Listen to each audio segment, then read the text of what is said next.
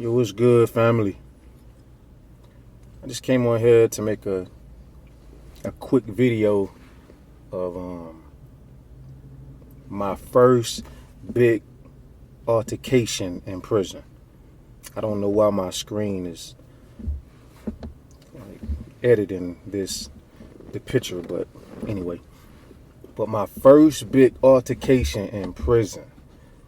I just wanted to share that.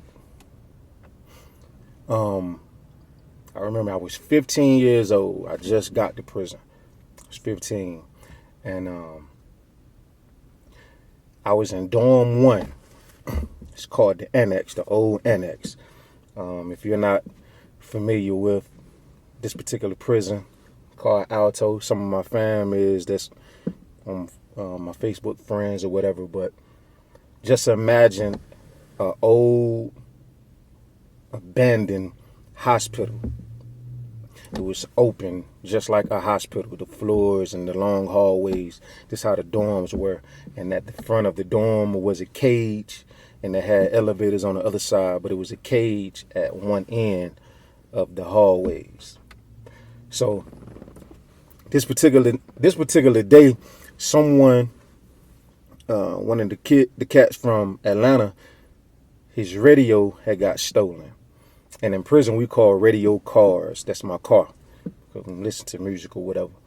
But cat radio had got stolen. And when you don't know, when you're in prison and things like that happen or whatever, it's a saying called picnic.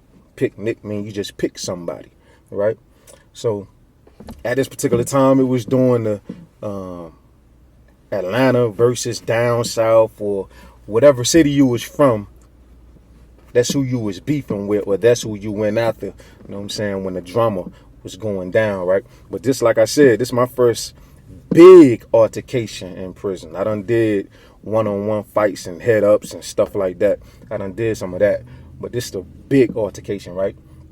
So I had already got whiff of it's supposed to go down tonight.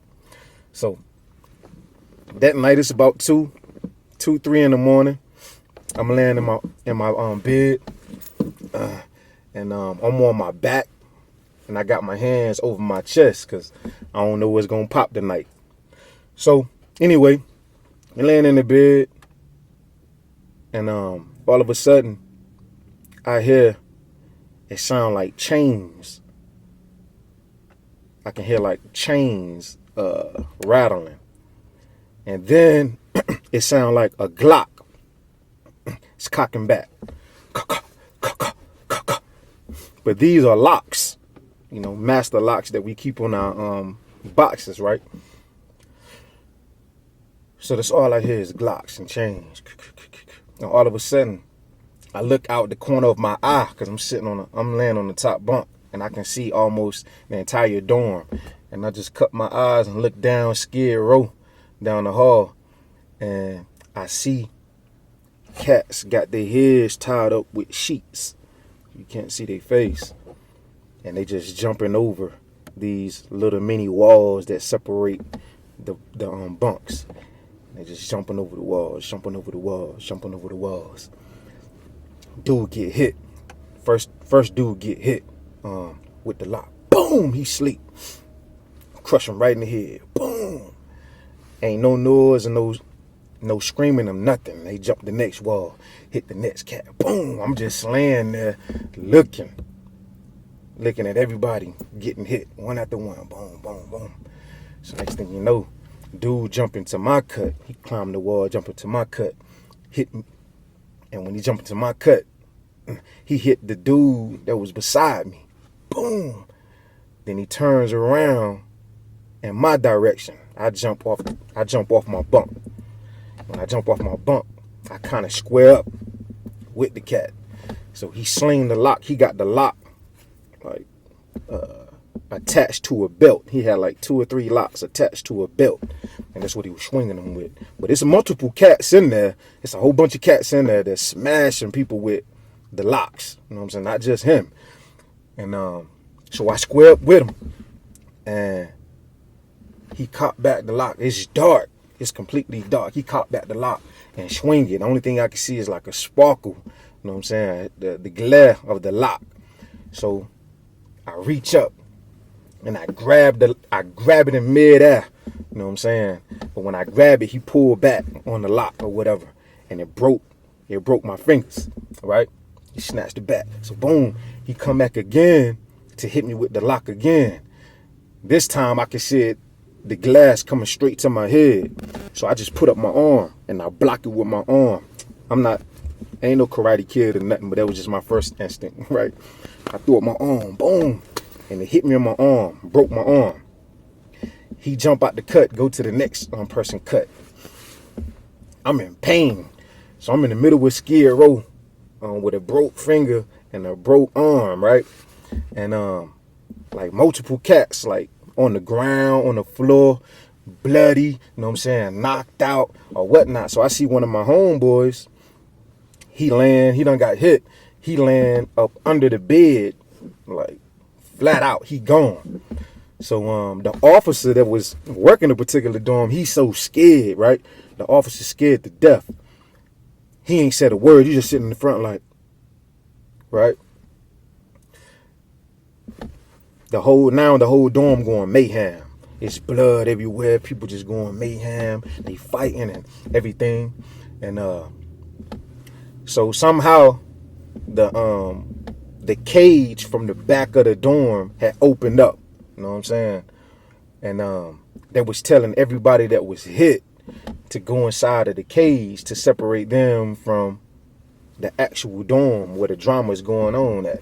So I grabbed my man that was laying down, knocked out. I grabbed him and I dragged him all the way to the cage and slid him inside of the cage. You know what I'm saying? The others cats, they coming inside of the cage. It's so much blood. You know what I'm saying? You know, in prison wearing do-rags is a thing, right? And it's so much blood. One cat had his do-rag on and he took his do-rag off. And when he took his do-rag off and dropped it on the floor, it sounded like a puddle of somebody stepping into a puddle of water. It was just whoosh, just full of blood, leaking, right? My arm stuck like this, you know what I'm saying? It's stuck in the position that I actually blocked the lock with, but my arm is locked. And my hand over here is broken. My fingers over here is broken from catching the lock or whatever. But there's so much blood in this dorm, and they finally get the officers in there, and the officers, you know, bring the CERT team, and they kind of got everything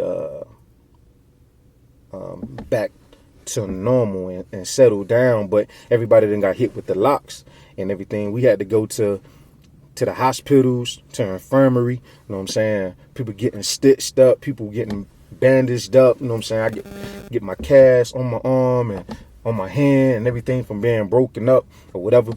We come out the infirmary, you know what I'm saying, and the hospital looking like mummies. Like our whole head is wrapped up, our arms is wrapped up, you know what I'm saying? And we just like, you know, it was probably about 10 of us, you know what I'm saying, that got hit that night, you know what I'm saying? And it was probably about 7 or 8 cats that was doing the hitting. And man, I'm 15, right? This is my first big altercation with saying all this blood and this more than just a one-on-one and people using weapons. This is my first actual altercation. And I'm like, whoa, this what prison finna be like? You know what I'm saying? But to everybody else that already was there, you know what I'm saying, for a while, this is the norm for them. You know, this was the norm. And I was growing into accepting the fact that this is about to be my norm for the next 10 years, right? And so anyway, they sent all of us to the block. They locked all of us down. Everybody that got hit, the people who did the hitting and everything, they sent all of us to the block. And I don't know who hit me because everybody heads was wrapped up, you know what I'm saying, in sheets and stuff like that, right? So I have no idea who hit me. I want some get back, and I'm going to get me some get back. I just don't know who hit me, right? So as they send me to the block, I hear somebody's voice say, yo, hey, shawty, that's the dude I broke right there. That's the dude I hit right there and broke his arm. That's him, shawty. And he had a real distinct voice, you know what I mean? And I'm like, you just told on yourself. This is the cat who hit me, and I know that voice. The crazy thing about the institution is, and especially this particular, the dorm I was in, dorm 1, because we was all juvenile adolescents, is that we have to come back to the same exact dorm. That's the crazy part. All of us went back to the same dorm. We get back to the same dorm or whatever. My arm's still broke. I'm waiting to heal or whatever. After a while, they moved the cat. He come back in the dorm. And I told him, I was like, yo, check this out. You know what it is. We about to get down. And he was like, nah, I don't want to fight you or whatever. You know what I'm saying? When it was solo, he was acting like a sucker. When he had his clique with him, he felt like he was the man. But he had some real dudes, you know what I'm saying? Some real cats that was that he was riding with. They told him like, nah, dude asked for a head up, man. Give him a head up. You know what I'm saying? If you don't give him a head up, you know what I'm saying? They was gonna jump him, So needless to say, man, dude, you know what I'm saying? He gave me a head up or whatever. His cat name was Snake, you know what I mean? His name alone was Slick, right? But yeah, needless to say, we went in the back, you know what I mean, and got a head up. I whooped him and believe that. I was only 15, but I whooped him. But the reason why I'm saying all of this is because I was 15. There was some other cats in there that was younger than me, that was 14, 13, 16 years old. And they had already accepted the fact that this type of atmosphere was the norm. Understand me when I tell you that. 13, 14, 15, 16-year-old kids accepted the fact that this type of atmosphere, this type of drama, this type of threat, this type of war, because it literally used to be wars in prison. And anybody that know what I'm saying, that been down the road or whatever, especially in Alto or whatever, it used to be wars. But at this particular early age, man, us kids had accepted the fact that this was our norm, right? That is crazy. So for us to think now, after years done passed, and some of us done got out of prison, some is still in prison with life sentences or whatever, but we're not getting the proper help or understanding that how to break this mentality, how to break and fix the trauma that you've been going through.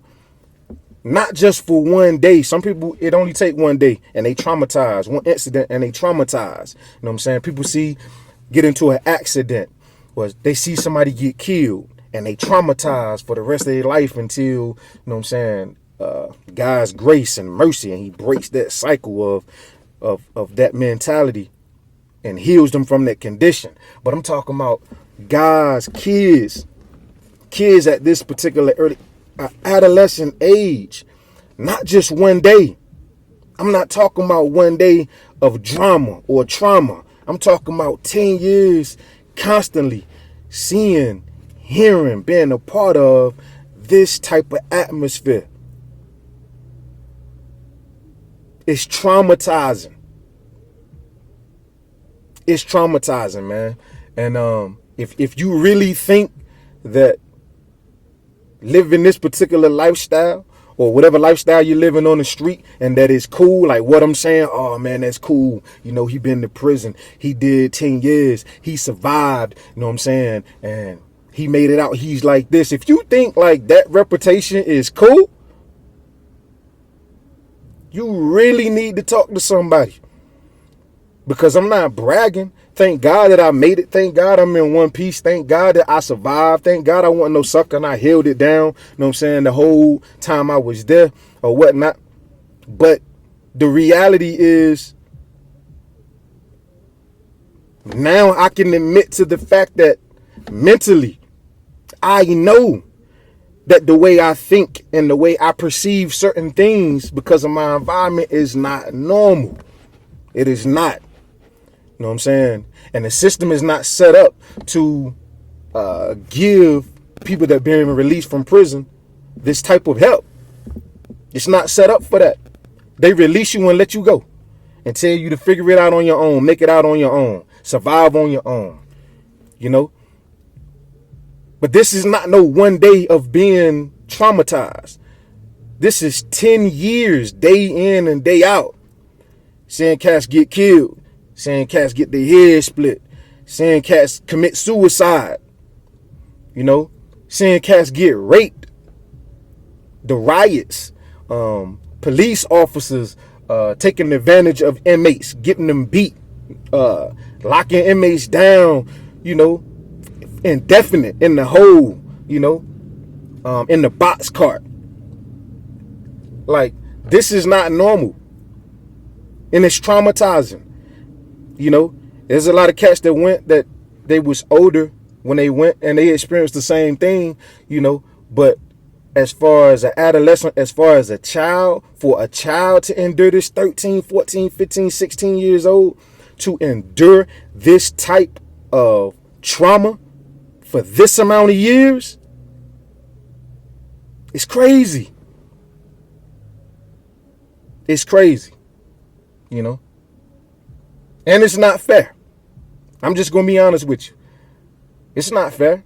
Yeah, people committed crimes, cats committed crimes, and they, you know, I know people say, oh, you do the crime, do the time. But to be honest, until you experience this type of repercussion and the effect that it have on you for the rest of your life, you know, and where's the rehabilitation at?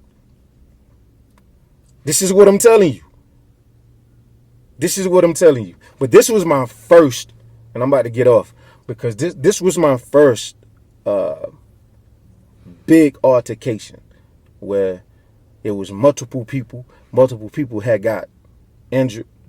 And that incident right there alone was the shaping of my mentality when it came to surviving in prison and accepting the fact that this is about to be my reality for the next 10 years.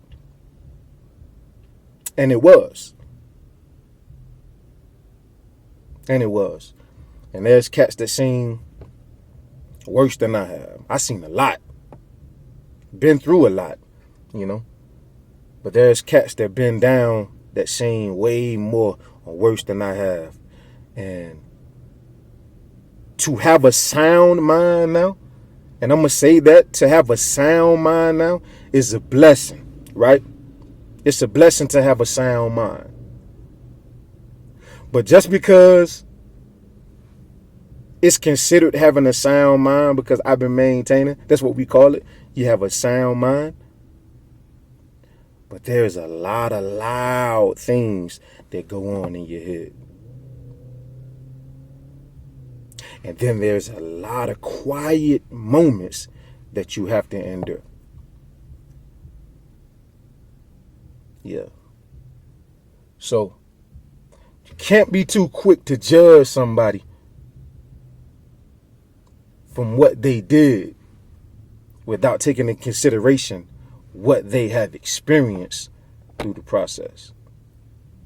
Really have to be mindful and take consideration and show some compassion and some sensitivity to what people go through. You don't know what people go through every single day. The person that walked past you, you don't know what they had to endure. You don't know what they had to take. You don't know what they seen. You know, you don't know what they lost. So just to walk around as if you're the only person in this world that matter and then treat people as such, that's dangerous. That is dangerous because you don't know what edge a person is on. You don't know. So you have to treat people with compassion. You have to be sensitive to what people have been going through and the unknown. You have to be sensitive to that. You have to be. But I'm about to get off. I'm supposed to be clocked in already. I just wanted to share that moment with y'all of what was the first thing that shaped my mentality when it came to my survival in prison and accepting the reality of the institution. I just wanted to share that with y'all, and give y'all another perspective on the inside and the sound mind and the quiet mind. Peace.